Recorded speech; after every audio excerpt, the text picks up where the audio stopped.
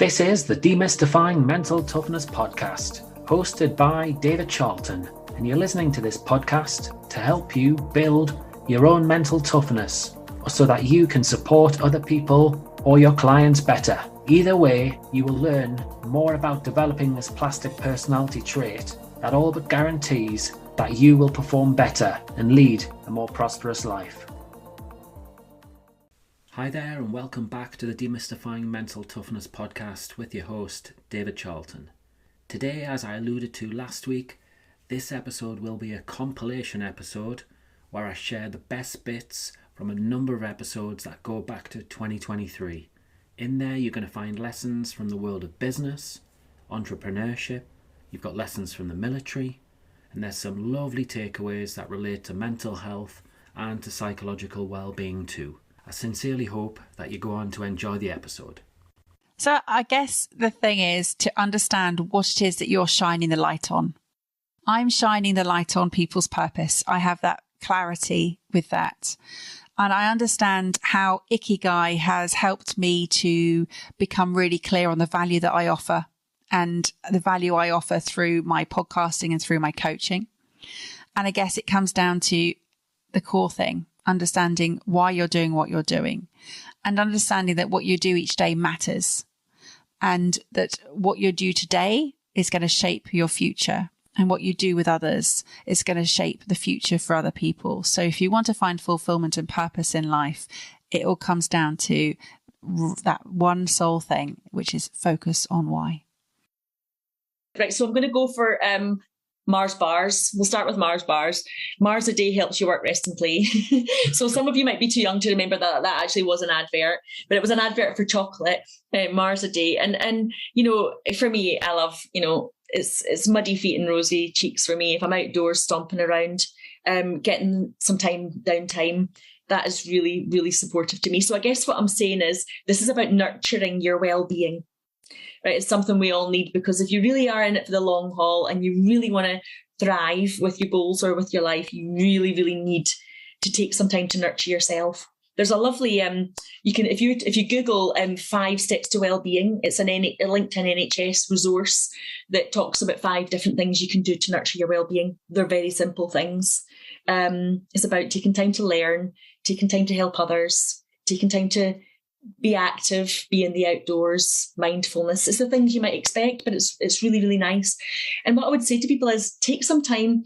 You know, we're very busy in our lives, but please, polyprescription, 30 minutes, 3 times a week, if that's all you can do for yourself, to top yourself up, to make sure you're not depleted. That's definitely got to be one of them. What else can we say? We've got to say something about taking action, don't we? Because I guess that's one of the things that we've been talking about. So what would we say about taking action? What kind of takeaways have we got from here? You know, for those of you that are action biased, you know what, we weren't actually designed to be multitaskers. It's a myth. Multitasking is a concept that was created to describe how computers operate. They're meant to multitask. We're meant to unitask. So if I can just say one thing, just prioritize one thing that you really, really want. Give that your full attention. There is a great book, you'll have read it too, David Charlton, about the one thing. I can't remember the author off the top of my head, but it really focuses on that concept of, you know, not getting distracted by shinies. All your other great ideas can sit in the waiting room. David Charlton and I have a wonderful business coach who taught us lots about, you know, the waiting room's a great place to store all your other great ideas, but just stay focused on the one thing you want. You know, have moonshot goals, dream big, but for goodness sake, act small, focus on the one thing and give it your full attention. And give yourself, I call it high impact activities.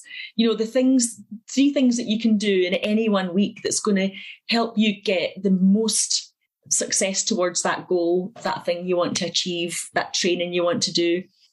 So that's definitely my second one. Second one, I think that was about 5 points there, isn't it? I'll just say something else as well. I'll say one more thing, and this relates to mindset. You know what? There's always going to be somebody out there with a bigger boat. Comparison is a thief of joy. Get your blinkers on and focus on yourself.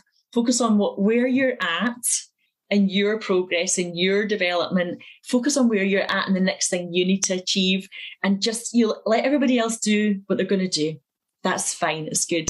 But just focus on yourself and think about the mindset that you need to have to support that, and have a word with yourself. Write it down. I guess the vulnerability piece, of course, is the theme that we've been talking about today. So one, in terms of boundaries, you're in charge of your own boundaries. You set them, and you are the one that either allows others to overstep them, or you uphold them for yourselves, and you owe it to yourselves to uphold them. So that's the first one, the boundaries. I think the pie of career success, and realizing just how much goes into your exposure in terms of getting yourself out there, being vulnerable, allowing people to see the real you, the authentic you that you want to show up as a leader. And then I guess the final one is that environment that you create. Is it psychologically safe? Is your team really happy? Or are you the passive aggressive, unsupportive, not very nice leader? In fact, I would argue that you're not a leader if that's what you're doing. The three key takeaways really is that be, do, have. I use it so many times. Yeah, and if there's one thing you take away from this is, be clear what you have is in every aspect of your life. In with your family, with business, with sport, and be honest with yourself. What is it that I want from this game that I'm playing? And if you treat life as a game, in every aspect, then every game you play should be fun. So from a business point of view, what is it I really want from this business? If it's from golf, what is it I want from golf? If it's the family, what is it I want from family? Okay, you've got to be clear what that is, and that you put, and it will change through your life. What you want at the age of 22 is not what you want at the age of 52. So you've got to keep going back to that on a regular basis and going, am I in alignment with what I want to have? And if you're not sure what it is, then you've got to go and talk to people, talk to your family, talk to friends, get a coach, a life coach, to actually help you understand what it is you want. Because I didn't get this until I was 38 years old. And if I'd known what I knew at 38 when I was 18, I would have done a lot of things differently. And that's the one thing that I wish, my parents had, they gave me a lot of insights of what I should do, but they didn't know that. So they weren't in a position to teach me that. So that the have is, I would say, is number one. Once you've got that, then what do I need to do to be the best at that I can be? And if you really believe in the have, then you'll believe in the be. So for me, I love my golf. I really want to be, my first goal was to become single figures, which I've managed. I'm looking at, I'd love to be scratch, but then I have to look at every aspect of my life and go, am I prepared to give up what it will take to be scratch golfer? And the answer to that is probably no. I've seen what it takes to be single figures. And so there comes a bit of realistic goals. So my goal at the moment is 6 or 7. I think that to me, for where I am, I'd be happy with that. And then, okay, once you've got that, what do you need to know? What knowledge, skills do you need? And then you put a plan together and says, right, this is what I need to do to actually achieve it. Well, I think learning to take care of oneself, to be your best, to get rest, to set goals and dreams to achieve, and not be afraid to try. There are no failures and there are no tragedies. Well, there's no top 5 tips. There's no top 10 tips. I think the basic thing is just start your little journey. So there are 7 KSRIs in my world with the R90 technique that I apply, which has been generated over the years. And it's a little journey from 1 to 7. And the first 3 is just tap circadian rhythms in your browser and just get a better relationship on this amazing tool that's at the end of your fingertips. And it's free, no subscription. Don't even have to think about not joining the gym after 3 months. Just tap it in your browser and get used to it. Your chronotype, which we just touched on. you can start to be more aware of it and everybody else around you, because you might not be able to change everything, but you'll start to get a much better relationship of your rhythm to any 24 hours.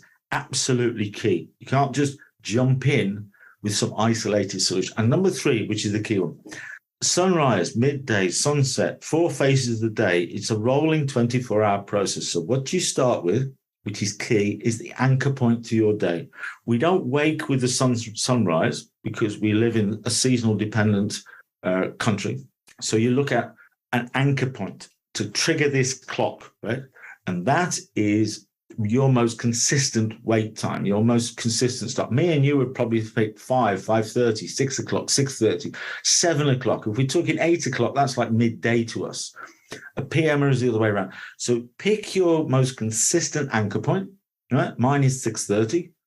And then chop your day up into 90-minute cycles very quickly. That's how you measure phases of sleep in a clinical world, right? The stages you go through in cycles. 5 90-minute cycles is 7.5 hours. There's your rate, 15 in, 15 out. Chop your day up. In my case, from 6:30, my anchor point is when I start my day. Not wake, start my day, right? That's when the alarm's on. And you will get 16 phases, right? 16 90-minute phases. What that then does is create this lovely, lovely picture in front of you. What are you doing in the first 90 minutes of your day between 6:30 and 8 o'clock, for example? You then understand that the 16th phase of your day, the 16th cycle, is between 5 and 6:30. That's your wake cycle. That's when you're going to wake up, start your day at 6:30 with the alarm on. Then you can look at that dial and go, well, 5 90-minute cycles are between 11 and 6:30. 5 90-minute cycles. So the first cycle between 11 and 12:30, then 12:30 into 2 a.m. is the second cycle, and the third cycle, and the fourth cycle, and the fifth cycle for a 5-cycle, 8 hour. Then you can because you've looked at the circadian rhythms, you then know that deep sleep is only revealed between 10 p.m. and 2, 3 o'clock in the morning. We're being specific with the times, but it's that phase, right? Into 12 and the other side. So in there, your brain starts looking, if it's prepared and you've looked after it from the point of wake, it'll start looking for those deep sleep stages. When I can get in your room, 11 and 12:30. It'll look for it again between 12:30 and 2. But anybody who's got a tracker, which we touched on before, you will not see those trackers, whatever they are, rings or anything, they will not tell you that you've had any deep sleep between like 3 and 6:30, because those are the wake cycles. A lot of people who wake at 2 or 3 o'clock in the morning and feel wide awake and they can't get back to sleep, that's because that's just going back to your polyphasic, natural, multiphasic approach. So suddenly what changes is anchor point, 6:30, chopped it up. 16th cycle between 5 is wake cycle. Then that one is about light sleep, running into that one. The 2 that's going to be the one where my brain can get this deep sleep, which is only 20%, is those 2 cycles there. So whatever I'm doing throughout my day, little CRPs, light in and out, I'm bringing all that to. So when I present myself to sleep at 11 o'clock, my brain takes over. It goes and grabs that deep sleep either in the first cycle or the second cycle. And if it does get some of that, I'm going to feel great. If it doesn't, it's probably because there was things I was doing on the route to that place that it's having to keep adapting and couldn't get it for me. And when you mention parents, in the formative growth years with kids, you're not in control as parents until they get to a certain age when you try manipulating them to do other things. They are being completely controlled by that internal circadian rhythm, that process of going along through that whole thing. So their brain is looking for this thing and generating, because it's about growth. It's about it's about creating that human being. And then suddenly you start to think, well, that's how important sleep was for me to get from 0 to adolescence and then adulthood. That's how important it was. It dominated that period of time. More than food, fuel, and hydration. It completely dominated it, with the brain keeping you down in those deep sleep states. So as you shift, you really start to, it's a big answer to your question, but it is circadian rhythms tapping in your browser. Understand and be more aware of your chronotype. chop your day up into 90-minute cycles, create these phases, because then your focus will be totally on what on earth can I do from the point of wake, the anchor point, doesn't matter how well I've slept, what can I do through those each cycles to give my brain the best opportunity to go and look for that deep sleep in those first 2 cycles of my nocturnal sleep, because that is the stuff that allows me to grow as a person, to regenerate as a person, both mentally and physically. And if I can't do something to help that, it's a complete waste of time. I think if I look back on, I think about the football development scheme, I was in an environment where I was supported. So I wasn't, and what came with that was a network of people I could learn from, a training program that allowed you to progress, and like a lot of the risk was mitigated. So I think if I was thinking like young people who were coming to work for us, like football's a product to help people. That's all it is. And unless you were kicking off at 3:00 on a Saturday at St James's Park, you're not playing for Newcastle United, you're in development team. So football's a product to help people. Think really serious about your network and your references, because particularly if you're in Newcastle in the North East, it takes a really long time to build up a good reputation. People keep trying to jump the queue and it never works. You've just got to put the long yards in, but be around people who you can learn from and who you can network from, and who would give you a reference that has some value. And everyone wants to like magpie practices from all over. It's your personality. The personality is the bit that helps people with their emotions and their thoughts and their purpose and their value. And what I didn't know as a dad was no one's taking my son on a journey unless they take me and his mum on the journey as well. Like there's a whole dynamics to helping young boys and girls learn any sport really. And I think that bit I talked about before, like find a way to elevate people to believe in them. Do that in a congruent way that people believe you. You can't bullshit kids. Like they like you or they don't, and they tell you they won't come back. Find out what's in your toolbox to help them, like your skills, your practices, your environments, your opportunities, and then eventually that'll be worth it if you can stick around long enough. The challenge with our industry, Dave, is you're never going to be a millionaire, and when people get to 21, 22 and they want to settle down, it probably doesn't pay enough, and you end up starting a career as a joiner or a plumber or whatever else. The ones who stick around during that period find like that resonate bit is really valuable in terms of the people you've helped and the people you can help in the future. And football's been great to me. My brother followed the path of professional football, but football's been great for me in terms of like being able to work in the industry. So the personality, in terms of the foundation, is like more important than the qualification. Mindset is everything, and how we do one thing is how we do everything. But in particular, our relationship with money is reflective of our relationship with ourselves. So if our relationship with ourselves is not where it needs to be, then our relationship with money is never going to be where it needs to be. So where mindset goes, money grows would be number one. Number two, check your bank account daily. Check your bank account daily because your bank account provides all the information that you need with regards to what is going on in your business. What you do today will be reflected in your bank account in 90 days' time. If you don't like that number in your bank account today, think back to what you were doing or not doing 90 days ago. The third thing I would say is schedule your visibility, because being visible in our business is the biggest and greatest way to grow our business. And if you are feeling uncomfortable in being visible, ask yourself why, and ask, is it directly related to my sense of self-worth and self-value? And if the honest answer is yes, then do something about it. I think number one is accept the fact that it's not perfect. So set your own expectation, right? So in other words, I'm about to take on a new task, a sporting task. I'm going to try and run faster than I have done before, whatever it might be. Accept the fact that is not always going to go well. So in other words, set the right expectation and accept the fact you're going to have a bad day, and that's normal. So accept the bad days, I guess, as to what they are. I think the second one is probably remember that the majority of anxiety, or often anxiety, is caused by a perception of what's happening around us. So fear, false expectation, appearing real. And that is work out what's real work out what's going on around you, and only deal with the bits that are actually going to impact you right now.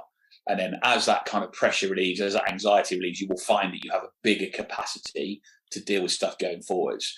And then I think the third thing to remember is that wanting to quit is normal, just don't. I would say, first of all, don't underestimate the power of peer support. A kind word with a colleague is really, really important. So the value of peer support. I think the importance as well of informed, empathetic and compassionate leadership, absolutely crucial. And I think to have some degree of awareness around how people respond to high stress environments, particularly where it's predictable, in policing and the NHS, these things are to be expected. So planning for them and understanding them really important. So those would be the three things I think I would leave with them. So we've obviously got the goal setting piece. That's really important. We talk about resilience. We talk about anything in life. Being able to set a goal and go out and make it happen is really important. The key to it for me is stretch goals. Find something that pushes you out of your comfort zone, that you need somebody else's help to help you to achieve it. Without that help, you might trip and fall. It might not happen. When you set those stretch goals and you achieve them, you grow. Confidence, self-esteem, and actually it gives you the energy to move to the next level. That's key. So that's one aspect. The other thing I'd like people to go away and think about, and I see this a lot, and I'm sure you've got a take on it as well. We're a world that's obsessed with technical skills. Even in high performance sport, there seems to be a big push for the technical skills. Now, I'm not dismissing technical skills, but actually the world I came from, high performance was more about your mental, emotional, and social skills, not just your technical skills. And I think we become too obsessed with technical skills. And that's in all aspects of life. If people have those skills to be able to lead themselves, lead others, create the culture and environment around them that enables all to thrive, then you get a far better result at the end of the day than just relying on technical skills. And I think that's, for me, when I look at sport, and I'm in my head, I've got some, Jurgen Klopp's spoken about this a few times, haven't he? And Chelsea are going through something similar. You want everybody aligned, everybody on the same page, because it's not just about technical skills. Actually, I'd go one step further, the beyond alignment to, you want everybody to try and live and breathe these mental, emotional, and social skills. That to me is far more powerful than technical skills. I know people will push back on that. You need technical skills, especially in professional sport, but that's the bit people neglect. The other thing I would say, and it's come up a few times in what I've said, and it's a really difficult one to get across in a podcast, and it's not something new to people, is when you start to live your life through your values and what I'd call your character strengths, your positive personality traits, everything else just fits into place. And that goes, in the team you're living and working in, at home, your social life. When you start to understand and recognize what your values are, how to bring them alive through your character and your personality, huge sense of fulfillment, achievement, happiness, productivity, performance, all those buzzwords that we could throw around. And I've mentioned that a few times because I by accident fell into three places that just enabled me to do that. Royal Marines. I then grew even more when I went UK Special Forces. My values just fit into them. My strengths, my values really connected with the Royal Marines. My values and my strengths really connected with UKSF. And I just grew even more when I was there. Unfortunately, that journey was cut short. And then now where I am again, it's just elevated to a whole new level. So those are the three big things. We talked about goal setting, but mental, emotional, and social skills, at least on parity, if not above technical skills. And if you can identify and live your life through your values and your character strengths, then you're onto a winner. Well, our fantastic guests certainly didn't disappoint there. They gave some great value with their insights and their takeaways. Now, last week I mentioned that I'd share a little bit more detail on my reasoning for changing the podcast up, shall we say, by adding in these couple of compilation episodes. So without giving too much detail away, I had a big health scare in the last few weeks. That combined with a really stressful event too, and if anything, it was a big shock to the system and a big shock to my body. As I say, I'm not going to give too much away, other than to say everything is okay, thankfully, which I'm really grateful for. very grateful to the NHS here in the UK and the services that they provide. Now, when I look back, I think I've learned an awful lot from doing this podcast.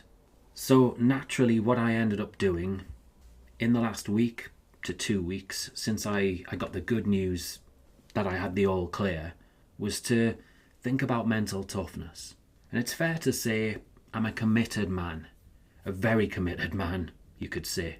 If we look at the podcast, we're now at episode 263.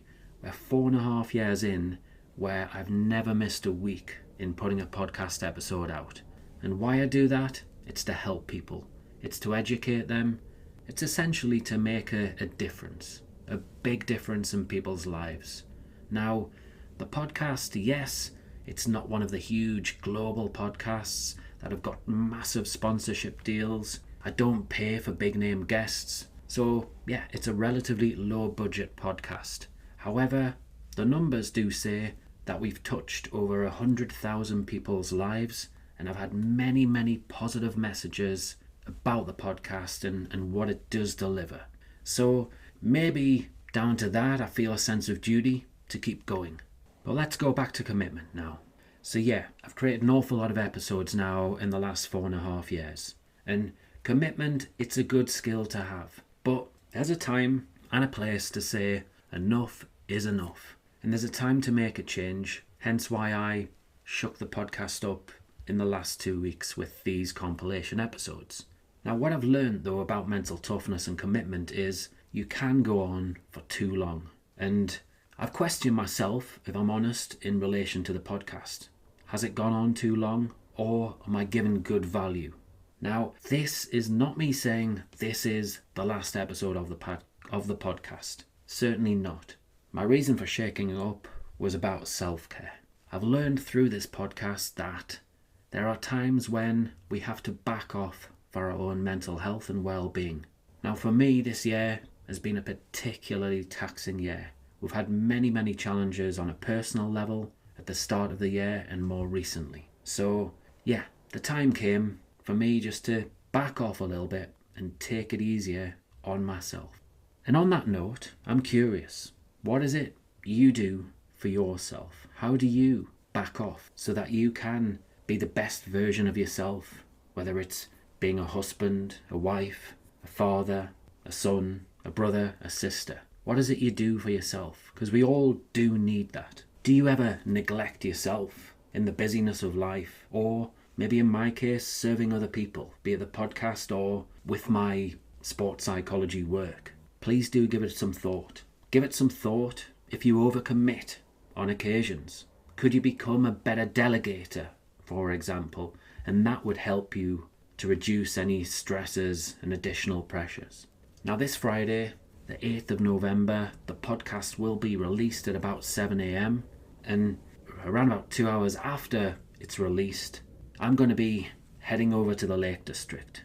That's right, for 48 hours, this is going to be my little fix on top of just taking a little bit of time out. On Friday, I'm going to be climbing a hill. I'll have a relaxing evening, and then again, on Saturday, I'll be climbing a hill as well. I know for a fact it works wonders for me, being in the lakes, with little mobile phone signal, beautiful scenery. Suppose autumn, it'll be a bit fresh, but I just absolutely adore the place. There's research out there that tells us about being in nature, in the countryside, is great for revitalizing and restoring us. So that's what I intend to do, so I can function better between now and the end of the year. What is it you're doing? Please do feel free to get in touch. Let me know what you do for yourself. And yeah, you take care. I hope you do enjoy your day and your weekend ahead. If you enjoyed this episode of the Demystifying Mental Toughness podcast with David Charlton, do check out my website, sport-excellence.co.uk, and my online sports psychology resources. The Sport-Excellence website has essential resources for anyone looking to build their own mental toughness or the mental toughness of their athletes or teams, or if you want to achieve peak performance more often or optimal functioning. The Sport Excellence website has everything you need to keep moving forward and thrive. So go on, head over to sport-excellence.co.uk to find out more.